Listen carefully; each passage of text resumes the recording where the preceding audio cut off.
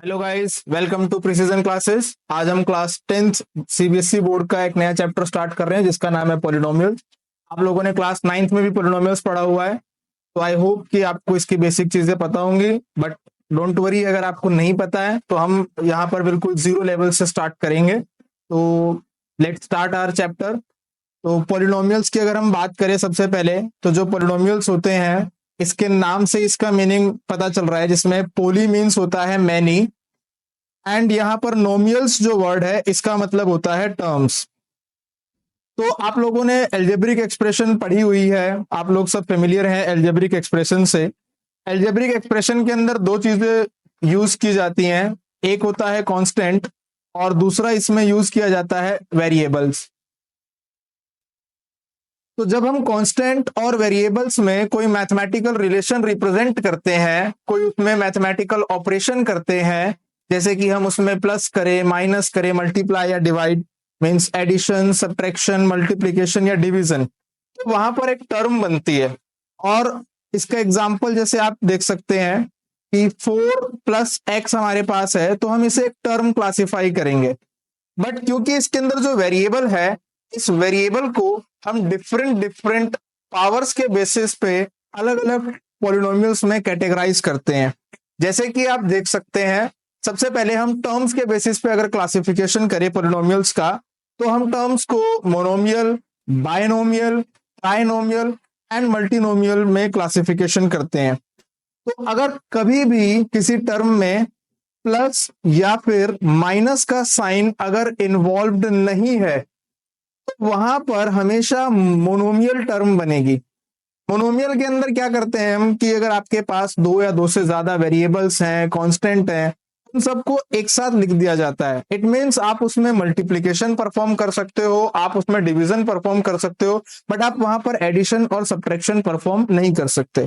For example, हमारे पास एक है टर्म 4x, इसको अगर मैं मल्टीप्लाई करूं y से, तो भी आपकी एक सिंगल ही टर्म रहेगी, 4xy की फॉर्मेशन हो जाएगी। बट कभी भी अगर हम प्लस या माइनस के साइन को इन्वॉल्व कर लेते हैं, तो फिर वहां पर हमारे पास binomial, trinomial and so on different different terms बन जाती हैं। फॉर एग्जाम्पल, मैं इसी टर्म को 4x + y करूं, तो क्योंकि यहाँ पर ये दो डिफरेंट वेरिएबल्स हैं और वेरिएबल्स की वैल्यू अननोन है, यानी कि हमें पता ही नहीं है कि इनकी क्या वैल्यू हो सकती है, तो इसीलिए इनका एडिशन या फिर सब्ट्रैक्शन भी पॉसिबल नहीं है, because we don't know the actual value of x and y। Similarly, अगर हम इसी तरीके से दो या दो से ज्यादा टर्म्स को इंक्लूड कर देते हैं, जैसे कि 4x + y + 2z और 4x - y - 2z, तो भी ये टर्म में हम कोई भी इसका फाइनल आंसर नहीं निकाल सकते अनलेस आपको x, y एंड z की वैल्यू पता हो। तो इसी तरीके से फिर मोर देन 3 जिसमें टर्म्स होंगी उनको हम मल्टीनोमियल्स बोल सकते हैं। तो बाय मीन्स यहां पर होता है 2, ट्राई मीन्स मतलब होता है 3 एंड मल्टी मीन्स यहां पर होगा मेनी। तो हम मोर देन 3 को मल्टीनोमियल्स में क्लासिफाई करते हैं। तो फॉर एग्जांपल, इसमें हम ले सकते हैं 4x + 2y - 3z + 8a। तो यहां पर हमारे पास 3 से ज्यादा टर्म्स हैं, तो इनका हम इसी तरीके से क्लासिफिकेशन कर सकते हैं। हमने ये अभी तक इसमें ये समराइज कर सकते हैं हम इस चीज को कि जो मोनोमियल वर्ड आता है वहां पर हम एक सिंगल टर्म लेते हैं एंड वहां पर आपको कोई भी एडिशन या सब्ट्रैक्शन फॉलो नहीं होगा। अगर हम बायनोमियल की बात करते हैं, तो बाय मीन्स होता है 2, तो यहां पर आपके पास 2 टर्म्स आएंगी और इसमें एडिशन एंड सब्ट्रैक्शन फॉलो होगा। इसी तरीके से अगर हमारे पास ट्राइनोमियल आता है, तो ट्राइनोमियल में हमारे पास 3 टर्म्स आएंगी और इसमें भी एडिशन एंड सब्ट्रैक्शन फॉलो होगा एंड सो ऑन मल्टीनोमियल में। मल्टीप्लिकेशन एंड डिवीजन की अगर हम बात करें, तो ये सभी टर्म्स में फॉलो होते हैं, चाहे वो मोनोमियल हो, चाहे बाइनोमियल हो, चाहे ट्राइनोमियल हो, तो ये सभी टर्म्स में फॉलो किए जा सकते हैं। बट अगर हम बात करें एडिशन एंड सब्ट्रैक्शन की, तो एडिशन एंड सब्ट्रैक्शन जो होता है वो किसी भी टर्म्स में फॉलो नहीं हो सकता है, बाइनोमियल या ट्राइनोमियल इन सब के अंदर कभी भी हम एडिशन या सब्ट्रैक्शन करेंगे तो आपका कोई फाइनल आंसर नहीं आएगा, या आपको कहें कि एक सिंगल टर्म नहीं मिलेगी। बट मल्टीप्लीकेशन डिवीजन करने पे चाहे कितनी ही बड़ी आपको टर्म्स दे रखी हैं, आपको एक फाइनल आंसर में एक सिंगल टर्म मिलेगी। एडिशन एंड सब्ट्रैक्शन करते टाइम हमें कभी भी एक सिंगल टर्म नहीं मिलेगी, अनलेस आपको एक्स वाई या कोई भी वेरिएबल दिया हुआ है उसकी वैल्यू अगर पता है तो ही आप पुट करके एक फाइनल आंसर तक आ सकते हैं। तो आई होप आपको इतना क्लियर हो। अब हम नेक्स्ट चलते हैं, पॉलिनोमियल्स की क्लासिफिकेशन करेंगे but on the basis of degree हम क्लासिफिकेशन करेंगे। तो फर्स्ट ऑफ ऑल देखते हैं कि डिग्री होती क्या है। डिग्री का मतलब होता है highest power of a variable, यानी कि जो भी आपको अल्फाबेट दिया जाता है क्वेश्चन में उसकी हाईएस्ट पावर क्या है। तो उसी के बेसिस पे हम पॉलिनोमियल्स को 5 कैटेगरीज में क्लासिफाई करते हैं: zero polynomial, linear polynomial, quadratic polynomial, cubic polynomial and biquadratic polynomial. Zero polynomial as the name suggest कि यहां पर जो पावर होगी या फिर जो डिग्री होगी वो जीरो होगी। फॉर एग्जाम्पल हम बात करें तो let's say 4a to the power 0। अब इसको हम एक सिंगल टर्म भी लिख सकते हैं, बिकॉज वी नो कि किसी भी नंबर की पावर अगर 0 होती है तो वो 1 बन जाता है। तो यानी कि जितने भी आपके कांस्टेंट्स हैं वो सभी कांस्टेंट्स हमेशा जीरो पॉलिनोमियल में क्लासिफाई हो सकते हैं। इसी तरीके से लीनियर पॉलिनोमियल की बात करेंगे तो लीनियर पॉलिनोमियल के अंदर जो है डिग्री 1 होती है, और अगर इसका कभी भी हम ग्राफ प्लॉट करेंगे तो एक स्ट्रेट लाइन ग्राफ बनेगा। सिमिलरली क्वाड्रेटिक में आप आगे बढ़ते हैं तो क्वाड्रेटिक के अंदर डिग्री जो होगी वो 2 होगी और इसका जो ग्राफ बनेगा वो पैराबोला बनेगा। Then we have cubic polynomials which have degree 3। तो यहाँ पर इसके बाद बाय क्वाड्रेटिक पे आएंगे तो उसके अंदर जो है डिग्री 4 हो जाती है। तो क्लास 10th में पहले क्यूबिक पॉलिनोमियल भी इंक्लूड था, बट लास्ट ईयर से क्यूबिक पॉलिनोमियल हट गया है। तो अभी हमारा मेन फोकस रहेगा क्वाड्रेटिक पॉलिनोमियल्स पे, क्योंकि हम आगे भी जो भी चैप्टर्स करेंगे, linear equation in 2 variables and quadratic equation, जो कि आपके बुक के चैप्टर 3 एंड चैप्टर 4 है, उनके अंदर हम यही बेसिक्स दोबारा से यूज करने वाले हैं। तो थोड़ा सा डिटेल में जानते हैं बाकी सभी पॉलिनोमियल्स के बारे में। तो सबसे पहले हम बात करते हैं जीरो पॉलिनोमियल से। तो अभी मैंने आपको बताया कि जीरो पॉलिनोमियल के अंदर जो डिग्री होगी वो 0 होगी and all constants are zero polynomial because they do not have any variable.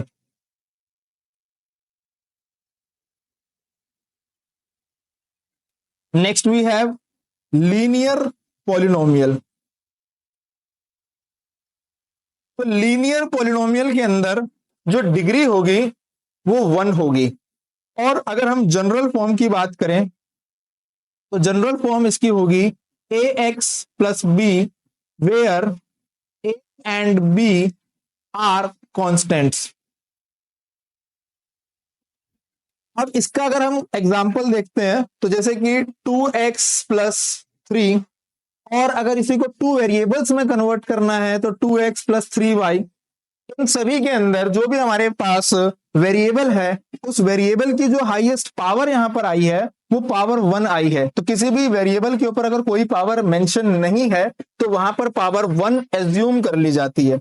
और इसी तरीके से अगर हम इसका ग्राफ प्लॉट करें तो हमेशा लीनियर पॉलिनोमियल्स का जो ग्राफ बनेगा एक्स और वाई एक्सिस के रिस्पेक्ट में वो एक स्ट्रेट लाइन ग्राफ बनेगा। यानी लीनियर पॉलिनोमियल्स का जो ग्राफ होगा वो स्ट्रेट लाइन ग्राफ होगा, इसीलिए इसको लीनियर पॉलिनोमियल भी बोला है। इसके नाम में आ रहा है लीनियर में लाइन, तो यानी कि यहां पर आपको ग्राफ प्लॉटिंग करने पर एक स्ट्रेट लाइन देखने को मिले। तो हमारा नेक्स्ट टॉपिक है क्वाड्रेटिक पॉलिनोमियल्स। क्वाड्रेटिक पॉलिनोमियल जो होता है इसमें डिग्री ऑफ द पॉलिनोमियल 2 होती है, एंड इसकी जो जनरल फॉर्म होती है उसको रिप्रेजेंट करते हैं हम ax square plus bx plus c, where a b और c आपके कुछ इंटीजर्स होते हैं। बट इसमें एक कंडीशन बहुत इंपॉर्टेंट है कि a should never be equal to 0, ठीक है, क्योंकि इसका जो क्वाड्रेटिक पॉलिनोमियल का जो डिग्री है वो 2 है, और अगर हमारा कोफिशिएंट जो है यहाँ पर अगर वही 0 हो गया तो इट मींस ये एक्स स्क्वायर कंप्लीटली 0 हो जाएगा। तो इसके एग्जाम्पल्स अगर हम देखें, 3x² प्लस 4x प्लस 2, ये भी एक क्वाड्रेटिक पॉलिनोमियल है। अगर मैं सिर्फ 3x² लिख दूं तो ये भी एक क्वाड्रेटिक पॉलिनोमियल है। 3x² प्लस 2 लिखा जाए तो ये भी एक क्वाड्रेटिक पॉलिनोमियल है। तो मेन जो है क्वाड्रेटिक पॉलिनोमियल में वो है डिग्री 2, यानी कि आपके पास एक ऐसा वेरिएबल होना चाहिए जिसकी पावर 2 है। वो उसके साथ आप कुछ और उससे लेसर वेरिएबल्स भी यूज कर सकते हो और आप डायरेक्टली कांस्टेंट्स भी यूज कर सकते हैं। अब हम अगर बात करें क्वाड्रेटिक पॉलिनोमियल के ग्राफ की, तो जो क्वाड्रेटिक पॉलिनोमियल का जो ग्राफ बनता है, जैसा कि इसके नाम में u आता है यहाँ पर, तो इसका जो ग्राफ होता है वो यू शेप का ग्राफ होता है और उस यू शेप के ग्राफ को हम पैराबोला बोलते हैं। अब ए की वैल्यू पे डिपेंड करता है कि ये पैराबोला का जो माउथ है वो ओपन रहेगा ऊपर की तरफ या फिर इसका माउथ ओपन होगा नीचे की तरफ, और ये पैराबोला जो है ये एक पर्टिकुलर क्वाड्रेंट में आएगा या फिर ये किसी पर्टिकुलर एक्सिस को कट करेगा। तो इसके बारे में हम अभी नेक्स्ट सेशन में आगे डिटेल में देखेंगे। अभी हम आगे बढ़ते हैं हमारे पास next category of the polynomial पे। तो नेक्स्ट कैटेगरी हमारे पास आती है क्यूबिक पॉलिनोमियल। अब क्यूबिक पॉलिनोमियल के अंदर जो डिग्री होती है पॉलिनोमियल की, वो डिग्री होती है 3, और इसकी जो जनरल फॉर्म लिखी जाएगी वो होती है ax³ plus bx² plus cx plus d, यानी कि ax³ plus bx² plus cx plus d। इसमें भी सेम वही क्वाड्रेटिक पॉलिनोमियल की तरह रूल अप्लाई होता है कि a b c and d जो आपके हैं यहां पर, ये सब इंटीजर्स हैं और इसमें भी a की वैल्यू 0 नहीं होनी चाहिए। अगर हम इसके कुछ एग्जांपल्स देखें, जैसे कि 4y³ प्लस 3y प्लस 2, ये भी एक क्यूबिक पॉलिनोमियल है। 4y³ plus 3y² plus 2y plus 8, ये भी एक क्यूबिक पॉलिनोमियल है। इसी तरीके से अगर हम आगे बढ़े कि 4y³ अगर खाली लिख दिया है मैंने तो ये भी एक क्यूबिक पॉलिनोमियल है। 4y³ प्लस 8 लिखा है तो ये भी एक क्यूबिक पॉलिनोमियल है। तो क्यूबिक पॉलिनोमियल में मेन है कि वहां पर जो भी वेरिएबल है उसकी हाईएस्ट पावर 3 होनी चाहिए। अगर उसके साथ कोई लेसर वेरिएबल भी अवेलेबल है तो doesn't matter, but highest power 3 से ज्यादा नहीं होनी चाहिए। सिमिलरली इसी तरीके से नेक्स्ट हमारे पास आता है बाई क्वाड्रेटिक। तो बाई क्वाड्रेटिक पॉलिनोमियल जो होता है, आपको पता है क्वाड्रेटिक में डिग्री होती है 2 और बाई मींस आल्सो 2, तो यहां पर जो ओवरऑल डिग्री बनेगी वो हो जाती है 4।